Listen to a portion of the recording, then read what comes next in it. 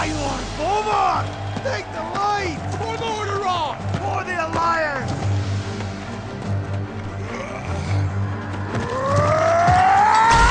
4 years after World of Warcraft launched, Blizzard's phenomenally successful MMO has its second expansion pack. Wrath of the Lich King doesn't boast as many back-of-the-box bullet points as the Burning Crusade expansion did almost 2 years ago, but it's every bit as impressive, and if you're still playing WoW, or looking for an excuse to get back into it, you need look no further. On the other hand, if you're late to the WoW party, and wondering if now is a good time to start playing, Wrath of the Lich King doesn't have nearly enough new content for new players for it to be a factor in your decision.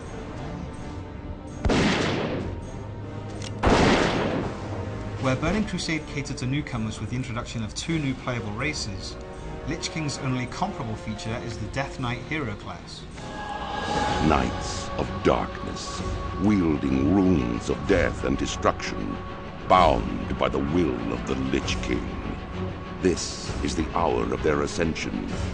This is the hour of your dark rebirth.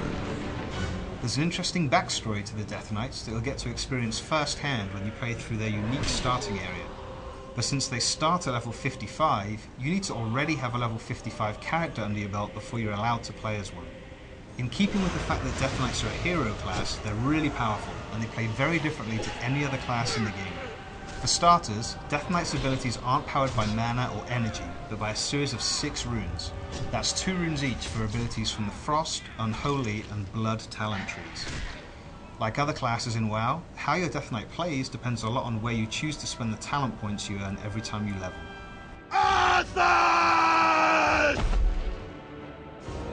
What is this? By the time you finish the Death Knight start area, located near the eastern Plaguelands of the original game, you'll have a character at level 58 or so, fully kitted out in great looking rare or blue gear, with a free epic mount.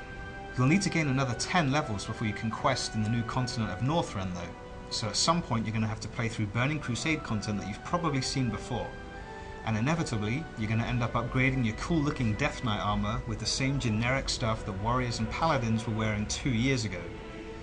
That's a real anticlimax after playing through the great Death Knight starter area, but at least it affords you plenty of opportunity to learn the new class. At level 68, you can catch a boat from one of the world's recently refurbished harbours to Northrend. Which boat you take will determine which of the continent's 2 starting regions your new adventure begins in. There's the picturesque Howling Fjord, where half-giant warriors known as Vrykul are attacking Alliance and Horde settlements, or there's the Borean Tundra, where raiding parties are attacking the villages of the walrus-like Tuskar, and an environmental group is enlisting the help of heroes for its war with the numerous hunters and trappers who are threatening local wildlife. Regardless of which region you choose to start in, it will quickly become apparent that some considerable effort has gone into making quests more interesting and varied this time around. There are still plenty of fetch quests, of course, and there are plenty of characters who will pay you good money to kill a dozen of whatever species or faction they have a beef with. But in amongst those quests are a lot of far more interesting ones that not only give you different things to do, but also immerse you in the world's lore along the way. Perhaps the most obvious examples of new quest types are those in which you take the controls of a mount or vehicle. These include dragons, tanks, mammoths, airplanes, bipedal machines, and even a giant. The controls for these mounts and vehicles are all different, but they're never complicated, and as soon as you take the controls, the game's HUD changes to clearly display which buttons you need to use for offensive and defensive abilities. Like the vast majority of quests in Wrath of the Lich King, the vehicular ones aren't particularly challenging, but they're a lot of fun, and in some cases they prepare you for the new PvP battlegrounds in which siege weapons are used to destroy enemy fortifications.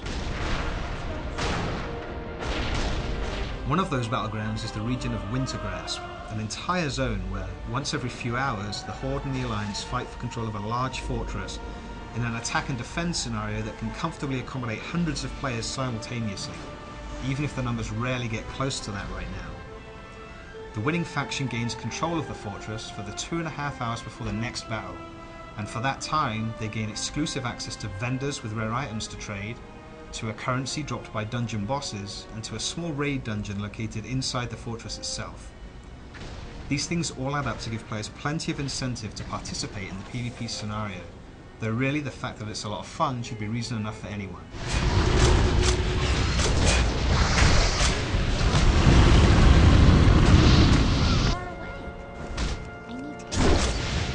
Dungeons are also a lot of fun in Wrath of the Lich King, and this time around they've been designed in such a way that they can be enjoyed by just about any player with a pulse.